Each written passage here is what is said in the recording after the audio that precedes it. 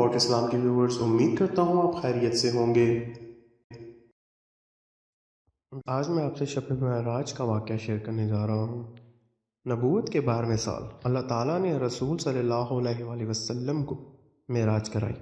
پاک ہے وہ ذات جس نے اپنے بندے کو راتوں رات مسجد حرم سے مسجد اقصی تک کی سیر کرائی، جس کے گرد ہم نے برکت دے رکھی ہے تاکہ ہم اسے اپنی نشانیاں دکھائیں۔ بے شک وہ خوب سننے والا اور خوب دیکھنے والا ہے۔ اس رات سے مراد ہے راتوں رات نبی کریم صلی اللہ علیہ وآلہ وسلم کا مکے سے بیت المقدس تشریف لے جانا۔ معراج سے مراد عالم بالا میں تشریف لے جانا۔ یہ واقعہ جسم اور روح سمیت پیش آیا۔ واقعہ معراج کا خلاصہ یہ ہے کہ آپ صلی اللہ علیہ وآلہ وسلم اس شب ہجر کعبہ میں آرام فرما رہے تھے۔ اس وقت آپ بیداری اور نیند کی ملی جلی حالت میں تھے۔ ایسے میں جبریل علیہ السلام تشریف لائے۔ انہوں نے آپ کا سینہ چاک کیا اور آپ صلی اللہ علیہ وآلہ وسلم کا دل آب زمزم سے دھو کر ایمان اور حکمت سے بھر دیا۔ پھر آپ کے سامنے سواری کے لیے براق لایا گیا، جو گھوڑے سے قدرے چھوٹا سفید رنگ کا جانور تھا۔ اس کی تیز رفتاری کے باعث اس کا نام براق رکھا گیا تھا۔ اس کا قدم جہاں تک نظر جاتی تھی وہاں پڑتا تھا۔ اس پر سوار ہو کر آپ بیت المقدس تشریف لے گئے، مسجد اقصی میں داخل ہوئے، 2 رکعت نماز ادا کی۔ اس میں تمام انبیاء کی آپ نے امامت کرائی۔ پھر جبریل علیہ السلام آپ کے پاس 2 برتن لائے، ایک میں شراب تھی، دوسرے میں دودھ۔ آپ صلی اللہ علیہ وآلہ وسلم نے دودھ پسند فرمایا۔ اس پر جبریل علیہ السلام نے کہا، آپ نے فطرت پائی ہے، آپ کو ہدایت نصیب ہوئی، اور آپ کی امت کو بھی۔ اگر آپ شراب کو پسند فرماتے تو آپ کی امت گمراہ ہو جاتی۔ اس کے بعد آپ کو بیت المقدس سے آسمان دنیا تک لے جایا گیا۔ جبریل علیہ السلام نے دروازہ کھلوایا، آپ کے لیے دروازہ کھولا گیا۔ آپ صلی اللہ علیہ وآلہ وسلم نے وہاں انسانوں کے باپ حضرت آدم علیہ السلام کو دیکھا اور انہیں سلام کیا۔ انہوں نے آپ کے سلام کے جواب میں فرمایا مرحبا۔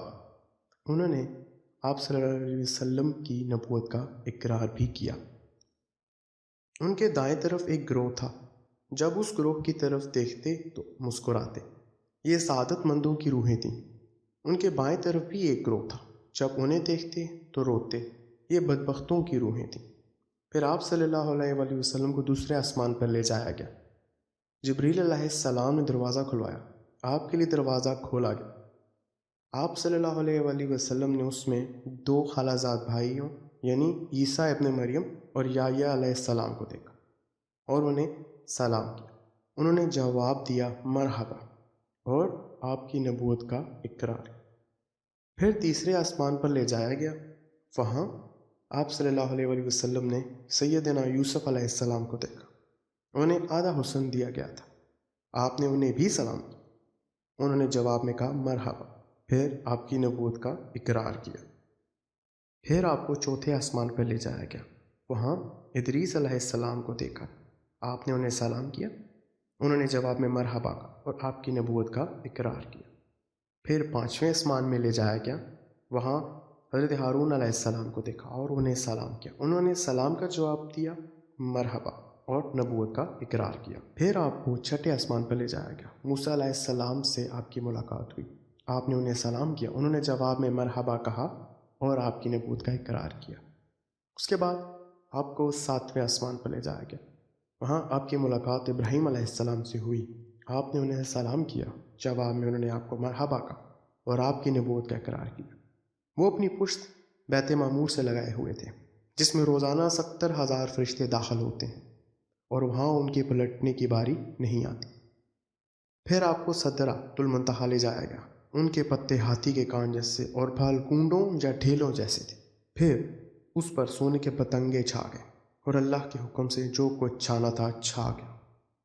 اس سے وہ سدرہ یعنی بیری کا درخت تبدیل ہو کر اتنا خوبصورت ہو گیا کہ اللہ کی کوئی مخلوق اس کا حسن بیان رکھنے کی تاب نہیں رکھتی۔ پھر آپ کو اللہ کے حضور لے جایا گیا اور آپ باری تعالیٰ کے اتنے قریب ہو گئے 2 کمانوں کے برابر یا اس سے بھی کم فاصلہ رہ گیا۔ اس وقت اللہ نے آپ پر اور آپ کی امت پر دن رات میں 5 نمازیں فرض فرمائیں۔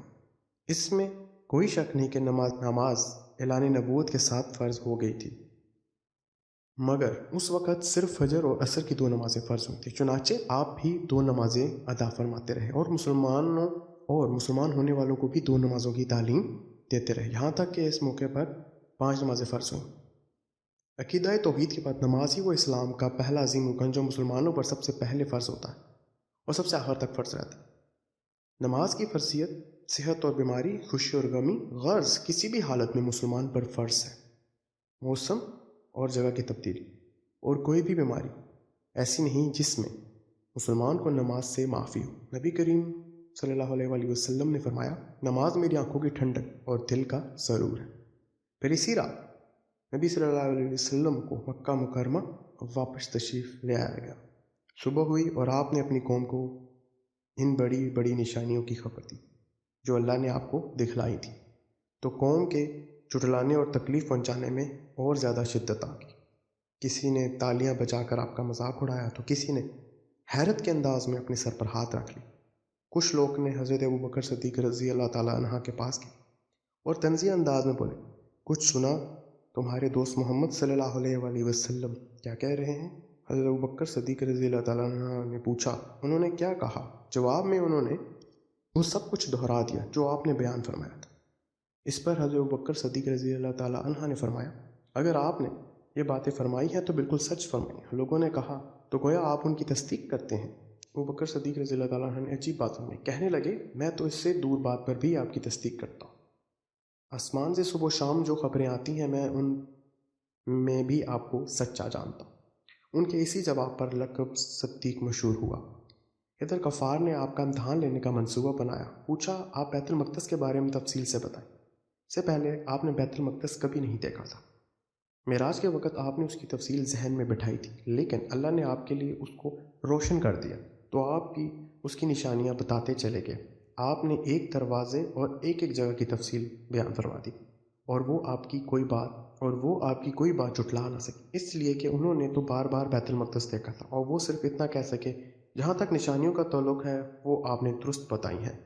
پھر انہوں نے ایک قافلے کے بارے میں سوال کیا۔ وہ قافلہ شام سے مکہ مکرمہ کی طرف آ رہا تھا۔ آپ نے اس قافلے کے اونٹوں کی تعداد، قافلے کی دوسری تفصیل اور مکہ پہنچنے کا وقت اور جو ان میں سب سے آگے آ رہا تھا اس کی مکمل خبر انہیں دے دی، اور پھر جو تفصیل آپ نے قافلے کی بیان فرمائی تھی وہ بالکل اسی کے مطابق مکہ معظمہ میں داخل ہوا، لیکن وہ ظالم پھر بھی آپ پر ایمان نہ لائے اور اپنے کفر میں ہی ڈٹے رہے۔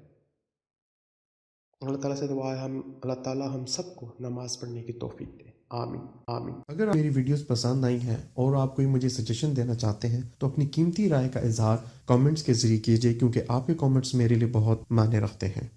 مزید اچھی اسلامک ویڈیوز کے لیے ہمارے چینل کو سبسکرائب کیجیے اور نیکی کے اس کام میں ہمارا ساتھ دیجیے۔